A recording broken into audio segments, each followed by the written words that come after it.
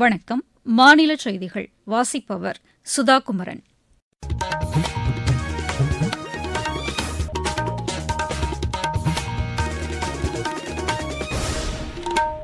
தலைப்புச் செய்திகள்.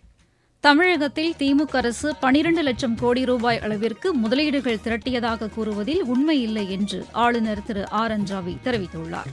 ஆளுநர் உரையில் திமுக அரசு தெரிவித்த கருத்துகளுக்கு எதிர்ப்பு தெரிவித்து அஇஅதிமுக, பிஜேபி, பாமக உள்ளிட்ட கட்சிகள் வெளிநடப்பு செய்தன.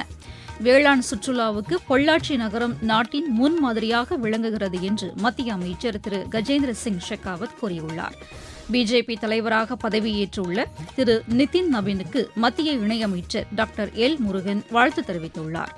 மகளிர் பிரீமியர் லீக் கிரிக்கெட் போட்டியில் தில்லி அணி இன்று மும்பை அணியை எதிர்கொள்கிறது. இனி விரிவான செய்திகள். தமிழக அரசு 12 லட்சம் கோடி ரூபாய் அளவிற்கு முதலீடுகளை திரட்டியதாக கூறுவதில் உண்மையில்லை என்று தமிழக ஆளுநர் திரு ஆர் என் ரவி தெரிவித்துள்ளார். தமிழக சட்டப்பேரவையில் இன்று தமது உரையை வாசிக்காமல் வெளியேறிய பின் ஆளுநர் மாளிகை வெளியிட்டுள்ள அறிக்கையில் திமுக அரசு தயாரித்த ஆளுநர் உரையை தாம் வாசிக்காததற்கான 13 காரணங்களை தெரிவித்துள்ளார். அந்த அறிக்கையில் எந்தவொரு ஆதாரமும் இல்லாமல் சாதனை படைத்ததாக அரசு தரப்பில் கூறுவதை ஏற்றுக்கொள்ள முடியாது என்றும் மக்களை திசை திருப்பும் வகையில் பல்வேறு அம்சங்கள் அந்த உரையில் இடம்பெற்றிருந்ததாகவும் அவர் கூறியுள்ளார். மக்களை பாதிக்கும் பல்வேறு பிரச்சினைகள் குறித்து அந்த அறிக்கையில் இடம்பெறவில்லை என்றும் அவர் குறிப்பிட்டுள்ளார்.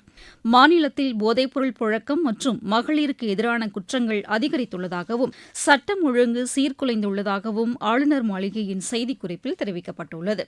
ஆளுநர் உரையின் தொடக்கத்தில் தேசிய கீதம் இசைக்கப்படாததால்தான் தாம் வெளிநடப்பு செய்ததாகவும் திரு ஆர் என் ரவி தெரிவித்துள்ளார்.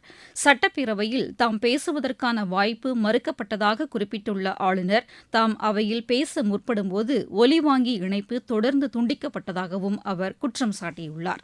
தமது கருத்துக்களை அவையில் முன்வைக்க இயலவில்லை என்றும் ஆளுநர் தெரிவித்துள்ளதாக அந்த செய்திக்குறிப்பில் இடம்பெற்றுள்ளது. சட்டப்பேரவையிலிருந்து ஆளுநர் உரையின் தமிழாக்கத்தை அவை குறிப்பில் இடம்பெறச் செய்ய வேண்டும் என முதலமைச்சர் திரு மு க ஸ்டாலின் தீர்மானத்தை கொண்டு வந்தார். இந்த தீர்மானம் நிறைவேற்றப்பட்ட பின் பேரவைத் தலைவர் திரு அப்பாவு ஆளுநர் உரையின் தமிழாக்கத்தை வாசித்தார். அந்த உரையில் இடம்பெற்றிருந்த தகவல்கள் மற்றும் அறிவிப்புகளுக்கு எதிர்ப்பு தெரிவித்து அஇஅதிமுக, பிஜேபி, பாமக உள்ளிட்ட கட்சிகள் வெளிநடப்பில் ஈடுபட்டன. தமிழகத்தில் 12.16 லட்சம் கோடி மதிப்பிலான தொழில் முதலீடுகள் ஈர்க்கப்பட்டிருப்பதாக திமுக அரசு இன்று சட்டப்பேரவையில் தெரிவித்திருப்பதில் உண்மையில்லை என்று பாமக தலைவர் டாக்டர் அன்புமணி ராமதாஸ் கூறியுள்ளார். அவர் இன்று வெளியிட்டுள்ள அறிக்கையில் தமிழகத்தின் முதலீடுகள் குறித்து திமுக அரசு பல தருணங்களில் தெரிவித்த கருத்துக்களை பாமக ஆதாரப்பூர்வமாக மறுத்து வந்துள்ளதையும் சுட்டிக்காட்டியுள்ளார். மாநில அரசு சார்பில் தயாரித்து கொடுத்த ஆளுநர் உரையில் உண்மைக்கு புறம்பான தகவல்கள் உள்ளன என்றும் திரு அன்புமணி ராமதாஸ் தெரிவித்துள்ளார். தமிழகத்தில் 40,13,000க்கும் மேற்பட்ட சிறு குறு மற்றும் நடுத்தர தொழில் நிறுவனங்கள் பதிவு செய்யப்பட்டுள்ளதாக மாநில அமைச்சர் திரு தாமோ அன்பரசன் தெரிவித்துள்ளார்.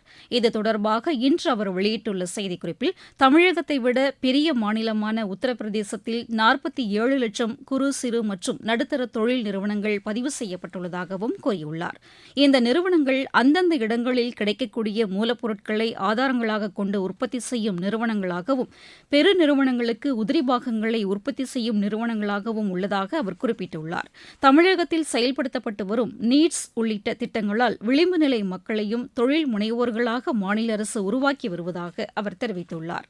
மாநிலத்தில் செயல்படுத்தப்பட்டு வரும் 6 முன்னோடி திட்டங்களின் கீழ் கடந்த 4.5 ஆண்டுகளில் வங்கிக் கடனுதவி வழங்கப்பட்டு 80,000க்கும் மேற்பட்ட இளைஞர்கள் தொழில் முனைவோர்களாக உயர்ந்துள்ளதாகவும் அவர் கூறியுள்ளார். சிறு குறு மற்றும் நடுத்தர தொழில்துறையை தமிழக அரசு முற்றிலுமாக புறக்கணித்து விட்டதாக ஆளுநர் தமது அறிக்கையில் குறிப்பிட்டிருப்பது உண்மைக்கு புறம்பானது என்றும் திரு தாமோ அன்பரசன் தெரிவித்துள்ளார். நீங்கள் கேட்டுக் கொண்டிருப்பது மாநில செய்தி அறிக்கை. ஊரக வளர்ச்சிக்கான புதிய அத்தியாயம். வளர்ச்சியடைந்த இந்தியாவிற்கான ஊரக வேலைவாய்ப்பு உறுதி மற்றும் வாழ்வாதார சட்டம். இந்த சட்டம் வருடத்திற்கு 125 நாட்கள் வேலையை உறுதி செய்கிறது. இதில் வாரந்தோறும் ஊதியம் வழங்கப்படுவது கட்டாயமாக்கப்பட்டுள்ளது.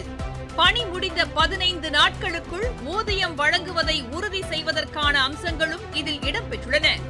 ஊதியம் காலதாமதமாக வழங்கப்பட்டால் அதற்கான இழப்பீட்டுத் தொகைக்கும் இதில் வகை செய்யப்பட்டுள்ளது.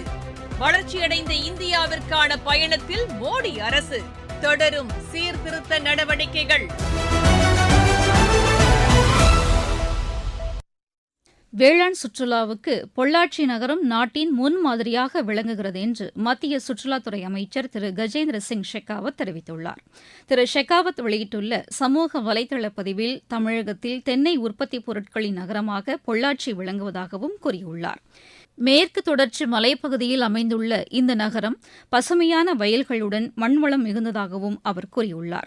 பொள்ளாச்சியை தாம் பார்வையிட்டபோது வேளாண் சுற்றுலாவுக்கான வாய்ப்புகள் இந்த பகுதியில் அமைந்துள்ளதை கண்டுகளித்ததாக கூறியுள்ளார். இயற்கையோடு இணைந்த வாழ்வை ஊக்குவிப்பதன் மூலம் விவசாயிகளின் வருமானம் பெருகும் என்றும் அவர் தெரிவித்துள்ளார். நாடு முழுவதிலும் உள்ள விவசாயிகள் பொள்ளாச்சி தொகுதிக்கு வந்திருந்து விவசாயிகளின் சாகுபடி நடவடிக்கைகளில் பங்கேற்று இங்கு தயாரிக்கப்படும் உணவு வகைகள், கால்நடை பராமரிப்பு, தேங்காய் மற்றும் தென்னை சார்ந்த பொருட்கள் உற்பத்தி போன்ற தகவல்களை அறிந்து கொள்ளலாம் என்றும் அவர் கூறியுள்ளார். இதுபோன்ற கிராமப்புற சுற்றுலாவை ஊக்குவிப்பதற்கான நடவடிக்கைகளை நாம் ஊக்குவிக்க வேண்டும் என்றும் திரு கஜேந்திர சிங் ஷெகாவத் கூறியுள்ளார். மத்திய சுற்றுலா அமைச்சர் திரு கஜேந்திர சிங் ஷெகாவத் பகிர்ந்துள்ள தகவல்களை தகவல் ஒலிபரப்புத்துறை இணையமைச்சர் டாக்டர் எல் முருகன் தமது சமூக வலைதளத்திலும் பகிர்ந்து கொண்டுள்ளார். பிஜேபி தேசிய தலைவராக திரு நிதின் நபீன் பதவியேற்றுள்ளதற்கு தகவல் ஒலிபரப்புத்துறை இணையமைச்சர் டாக்டர் எல் முருகன் வாழ்த்து தெரிவித்துள்ளார். அவர் இன்று வெளியிட்டுள்ள சமூக வலைதள பதிவில் திரு நிதின் நபீன் தேசிய அளவிலான கட்சிப் பணிகளையும் சமுதாய பணிகளையும் சிறப்பாக தொடர வேண்டும் என தாம் வாழ்த்துவதாகவும் குறிப்பிட்டுள்ளார். உலகில் மிக அதிக அளவில் உறுப்பினர்களை கொண்டிருக்கும் பிஜேபியின் தலைவராக திரு நிதின் நபீன் தேர்ந்தெடுக்கப்பட்டிருப்பது தமக்கு மிகுந்த மகிழ்ச்சி அளிப்பதாகவும் டாக்டர் எல் முருகன் கூறியுள்ளார். நாகர்கோவிலிருந்து மங்களூருக்கு அம்ரித் பாரத் ரயில் சேவையை பிரதமர் திரு நரேந்திர மோடி வரும் 23ஆம் தேதி தொடங்கி வைக்க உள்ளதாக தெற்கு ரயில்வே பொது மேலாளர் திரு RN சிங் தெரிவித்துள்ளார். நாகர்கோவில் ரயில் நிலையத்தில் நடைபெற்று வரும் மேம்பாட்டுப் பணிகளை இன்று ஆய்வு செய்த பின் செய்தியாளர்களிடம் பேசிய அவர், கன்னியாகுமரி திருவனந்தபுரம் இடையே இரட்டை ரயில் பாதை அமைக்கும் பணிகள் 2 ஆண்டுகளில் முடிவடையும் என்று கூறினார். இப்பணிகள் நிறைவு பெற்ற பின் இந்த வழித்தடத்தில் கூடுதலாக ரயில்கள் இயக்கப்படும் என்றும் திரு RN சிங் தெரிவித்தார். மாவட்டச் செய்திகள். சென்னை திருவிக நகர் மண்டலத்திற்கு உட்பட்ட பகுதிகளில் நடைபெற்று வரும் வளர்ச்சித் திட்டப் பணிகளை மாநில அமைச்சர் திரு சேகர்பாபு இன்று ஆய்வு செய்தார். நீலகிரி மாவட்டம் குன்னூர் வெலிங்டன் ராணுவ பயிற்சி மையத்தின் சார்பில் தென் மாநில முன்னாள் ராணுவ வீரர்களை சந்தித்து அவர்களின் குறைகளை கேட்டறிவதற்காக 8 ராணுவத்தினர் இருசக்கர வாகன பயணத்தை இன்று தொடங்கினர். நாமக்கல் மாவட்டம் நவனி தோட்டக்கூர்பட்டி கிராமத்தில் சென்னை மாகாணத்தின் முன்னாள் முதலமைச்சர் சுப்பராயன் சிலை கட்டுமான பணிகளை ஆட்சியர் திருமதி துர்காமூர்த்தி இன்று ஆய்வு செய்தார். திருச்சி மாநகர காவல்துறை சார்பில் சாலை பாதுகாப்பு விழிப்புணர்வு பேரணியை மாநகர காவல் ஆணையர் காமினி இன்று தொடங்கி வைத்தார். இதில் பள்ளி கல்லூரியைச் சேர்ந்த 500க்கும் மேற்பட்ட மாணவ மாணவியர் பங்கேற்றனர்.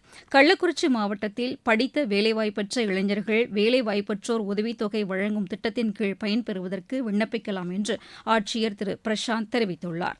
தேனி அரசினர் தொழிற்பயிற்சி நிலைய வளாகத்தில் தொழிற்பழகுனர் சேர்க்கை முகாம் நாளை நடைபெறவுள்ளதாக மாவட்ட ஆட்சியர் திரு ரஞ்சித் சிங் தெரிவித்துள்ளார்.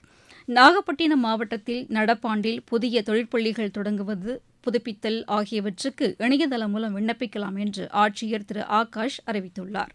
திருப்பத்தூர் மாவட்டம் வேளாண் கூட்டுறவு உற்பத்தியாளர்கள் சங்க வளாகத்தில் வைக்கப்பட்டுள்ள தேர்தல் வாக்குப்பதிவு மின்னணு இயந்திரங்களை ஆட்சியர் திருமதி சிவசவுந்தரவல்லி இன்று ஆய்வு செய்தார். திருச்செந்தூர் முருகன் கோவிலில் ட்ரோன்கள் பறக்க விடுபவர்கள் மற்றும் ரீல்ஸ் எடுப்பவர்கள் மீது உரிய சட்ட நடவடிக்கை எடுக்கப்படும் என்று கோவில் நிர்வாகம் தெரிவித்துள்ளது. காஞ்சிபுரம் ஏகாம்பரநாதர் கோயில் தங்கத்தேர் உற்சவம் ரத சப்தமி தினமான வரும் 25ஆம் தேதி நடைபெறவுள்ளதாக விஜயேந்திர சரஸ்வதி சுவாமிகள் தெரிவித்தார். விளையாட்டுச் செய்திகள். மகளிர் பிரீமியர் லீக் கிரிக்கெட் போட்டியில் தில்லி அணி இன்று மும்பை அணியை எதிர்கொள்கிறது. இப்போட்டி வதோதராவில் இரவு மணி 7:30க்கு தொடங்குகிறது. கேலோ இந்தியா குளிர்கால விளையாட்டுப் போட்டி லேயில் இன்று தொடங்கியது. நாடு முழுவதிலுமிருந்து 1000க்கும் மேற்பட்ட வீரர்கள் இதில் பங்கேற்கின்றனர். மீண்டும் தலைப்புச் செய்திகள். தமிழகத்தில் திமுக அரசு 12 லட்சம் கோடி ரூபாய் அளவிற்கு முதலீடுகள் திரட்டியதாக கூறுவதில் உண்மை இல்லை என்று ஆளுநர் திரு RN ரவி தெரிவித்துள்ளார். ஆளுநர் உரையில் திமுக அரசு தெரிவித்த கருத்துக்களுக்கு எதிர்ப்பு தெரிவித்து அஇஅதிமுக, பிஜேபி, பாமக உள்ளிட்ட கட்சிகள் வெளிநடப்பு செய்தன. வேளாண் சுற்றுலாவுக்கு பொள்ளாச்சி நகரம் நாட்டின் முன்மாதிரியாக விளங்குகிறது என்று மத்திய அமைச்சர் திரு கஜேந்திர சிங் ஷெகாவத் கூறியுள்ளார். பிஜேபி தலைவராக பதவியேற்றுள்ள திரு நிதின் நபீனுக்கு மத்திய இணையமைச்சர் டாக்டர் எல் முருகன் வாழ்த்து தெரிவித்துள்ளார். மகளிர் பிரீமியர் லீக் கிரிக்கெட் போட்டியில் தில்லி அணி இன்று மும்பை அணியை எதிர்கொள்கிறது. இத்துடன் இந்த செய்தியறிக்கை நிறைவடைந்தது.